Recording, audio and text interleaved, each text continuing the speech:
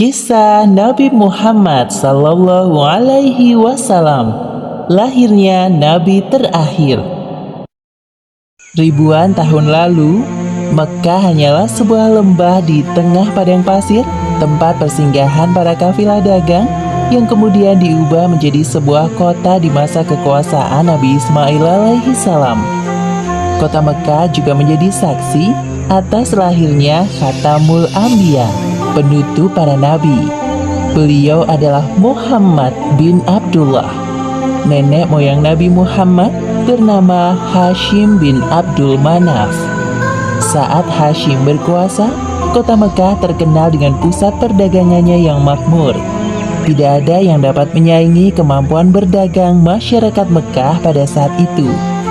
Namun sayangnya, kehebatan masyarakat Mekah dalam berdagang tidak sebanding dengan kebiasaan jahiliyah yang sering mereka lakukan.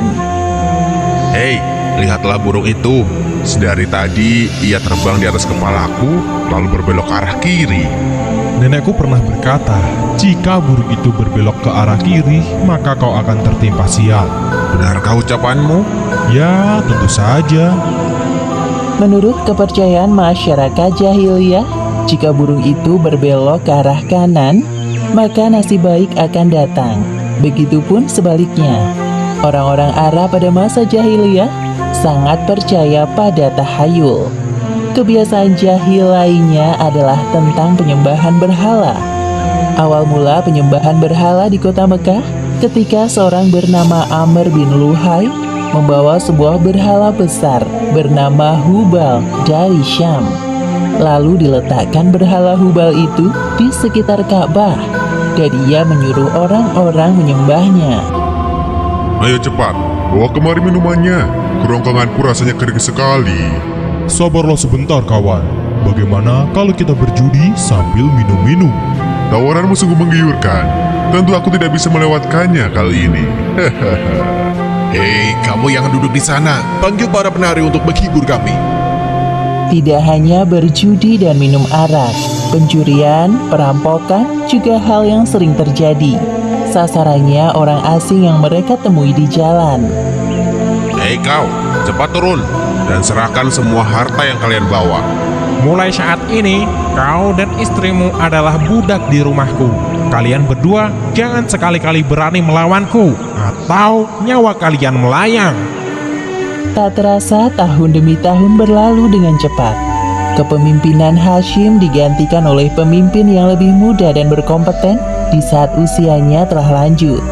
Sebelum beliau meninggal, Hashim mewariskan banyak sekali harta kepada Abdul Muthalib. Wahai keponakanku, semua ini adalah harta milik ayahmu. Kau pantas mendapatkannya. Terima kasih, wahai paman. Aku akan menggunakan semua harta peninggalan ayahku untuk kebaikan. Saat ini, Abdul Muthalib berperan sebagai sikayah, yaitu orang yang bertugas menyediakan air dan makanan bagi pengunjung Ka'bah. Saat itu, Ka'bah sangat ramai dikunjungi oleh orang-orang, melebihi gereja Al-Quds di Yaman milik Raja Abraha. Namun, seiring berjalannya waktu, persediaan air semakin menipis. Pada saat itulah Abdul Muthalib teringat tentang cerita sumur Zam-Zam.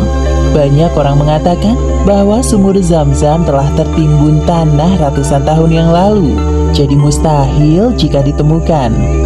Sepertinya aku harus menemukan sumur Zam-Zam itu. Apalagi tugasku sekarang sebagai sikhoyah. Kemudian beliau memanggil salah satu putranya yang bernama Harits. Wahai Harits, anakku, kemarilah. Dapatkah engkau menemaniku mencari sumur Zam-Zam yang telah tertimbun tanah ratusan tahun lamanya itu? Baiklah, dengan senang hati aku siap membantumu mencari sumur Zam-Zam itu, wahai ayah. Abdul Muthalib dan Harits berpencar dalam menggali di beberapa tempat, namun tidak ada hasil. Wahai ayah, apa mungkin sumur Zam-Zam benar-benar telah lenyap tertimbun tanah? Wahai anakku, kalau kita bersabar, Allah akan memudahkan pencarian kita. Orang-orang yang melihat perbuatan Abdul Muthalib dan Harits hanya bisa mencemooh. Wahai Abdul Muthalib, mengapa engkau mengerjakan perbuatan yang sia-sia? Sumur itu telah lama hilang tertimbun tanah. Benar yang dikatakannya.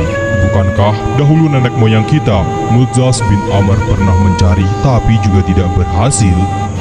Sudahlah, biarkan saja dia. Lagi pula kita telah mengingatkannya. Abdul Muthalib terbangun dari tidurnya karena mendengar suara.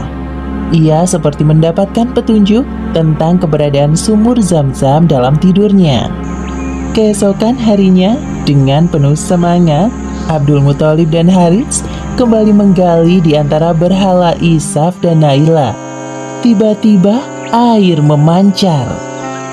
Ayah, lihat, ada air. Alhamdulillah. Ayo Harits, gali terus. Sekarang, dengan diketemukannya sumur Zam-Zam, Abdul Muthalib tidak khawatir lagi untuk memenuhi persediaan air dan keperluan bagi pengunjung Ka'bah. Hari demi hari berlalu, Abdul Muthalib merasa kewalahan dalam mengemban tugasnya sebagai siqayah. Untuk itu beliau bernazar. Ya Tuhan, andai saja aku punya 10 anak laki-laki yang dapat membantuku, pekerjaan ini akan terasa lebih ringan. Jika engkau berkenan mengabulkannya, akan aku persembahkan untukmu 1 orang dari mereka. Ternyata takdir menentukan bahwa Abdul Muthalib memiliki 10 anak laki-laki. Saat mereka dewasa, dilakukan undian. Setelah diundi beberapa kali, nama yang muncul selalu sama, yaitu Abdullah, si anak bungsu. Wahai anak-anakku, sebenarnya hal ini sangat berat untuk aku lakukan. Tapi aku telah terlanjur bernazar. Sebenarnya tidak sampai hati, Abdul Muthalib mengatakan tentang nazarnya kala itu. Wahai saudaraku, jangan engkau lakukan itu. Batalkan nazarmu dan meminta ampunlah kepada Tuhan Hubal. Lalu apa yang harus aku persembahkan sebagai ganti dari Abdullah? Kalau engkau dapat menebusnya dengan harta, maka berikanlah itu kepada berhala agar mereka tetap berkenan kepadamu. Menurut kami, itu keputusan yang terbaik. Setelah melakukan perundingan cukup lama, diputuskan bahwa Abdul Muthalib harus menyerahkan 100 ekor unta sebagai ganti dari persembahan Abdullah. Abdullah adalah pemuda baik, sopan dan berwajah tampan. Banyak gadis-gadis Mekah yang tertarik dengannya, apalagi ketika mereka mendengar bahwa nyawa Abdullah setara dengan 100 ekor unta. Mendengar kenyataan bahwa Abdul Muthalib berencana menjodohkan Abdullah dengan anak dari Wahab bin Abdul Manaf, para gadis Mekah itu tentu kecewa. Allah Subhanahu wa Ta'ala telah menentukan jodoh Abdullah dengan Aminah, gadis yang memiliki nasab yang paling baik di kalangan suku Quraisy. Akhirnya mereka berdua menikah. Wahai istriku, musim semi telah tiba. Ini tandanya aku harus melakukan perjalanan dagang ke Syam. Pada saat itu, Aminah sedang hamil muda. Jika itu memang kewajibanmu, pergilah wahai suamiku. Meskipun sesungguhnya aku sangat berat untuk melepas kepergianmu. Simpan kekhawatiranmu, wahai istriku. Aku sekarang ini harus bekerja keras untuk calon bayi yang ada di dalam kandunganmu ini. Keesokan harinya, Abdullah berangkat bersama kafilah dagang yang lain. Aminah melepas kepergian suaminya dengan doa. Perjalanan dagang Abdullah berjalan lancar. Dalam perjalanan pulang, Abdullah singgah di Madinah untuk menemui sanak saudara dari ibunya. Ketika beristirahat, tiba-tiba Abdullah merasakan kesakitan dan merasa tidak sanggup melanjutkan perjalanan. Wahai kawanku, sepertinya aku tidak sanggup untuk melanjutkan perjalanan ke Mekah. Tolong sampaikan kabar tidak baik ini kepada ayahku. Baik, wahai Abdullah, aku akan menyampaikannya kepada Abdul Muthalib sesampainya di Mekah. Ketika berita itu sampai ke telinga Abdul Muthalib, beliau segera menyuruh anak sulungnya, Harits, untuk melihat kondisi Abdullah dan mengajaknya untuk pulang ke Mekah. Namun setibanya Harits di Madinah, Abdullah telah meninggal beberapa saat sebelum kau datang, wahai Harits. Inna lillahi wa inna ilaihi raji'un. Semua anggota keluarga Abdul Muthalib berduka mendengar kematian Abdullah.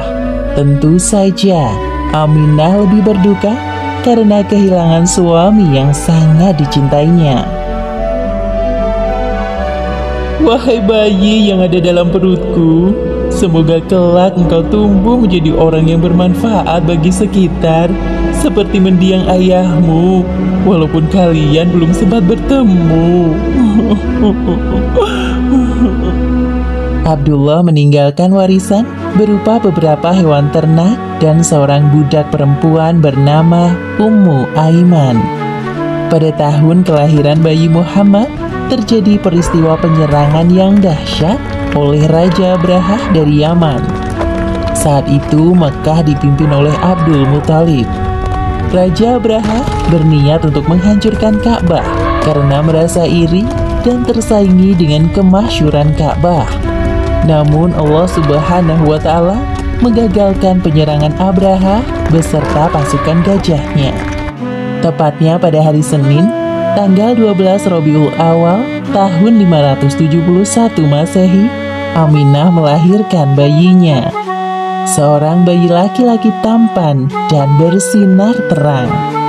Semua keluarga besar bersuka cita dengan kelahiran Muhammad, seolah-olah Abdullah hadir kembali di tengah-tengah mereka. Kehadiranmu mengingatkanku pada ayahmu. Sungguh, memandang wajahmu mengingatkanku akan ayahmu, wahai cucuku.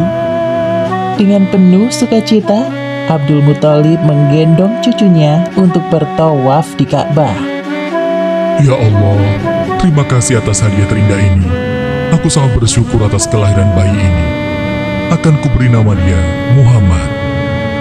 Setelah lewat 7 hari, Abdul Muthalib menyembelih unta sebagai ungkapan rasa syukur atas kelahiran bayi Muhammad. Wahai Abdul Muthalib, siapakah nama bayi ini? Aku memberinya nama Muhammad. Semoga kelak bayi ini menjadi orang yang terpuji dimanapun ia berada. Aminah memandang bayinya dengan perasaan bahagia, seperti doa yang selalu ia panjatkan. Allah Subhanahu wa Ta'ala telah menakdirkan Muhammad menjadi orang yang berpengaruh dalam mengubah sejarah dunia. Seperti yang disebutkan dalam Al-Quran, Surat Al-Anbiya ayat 107.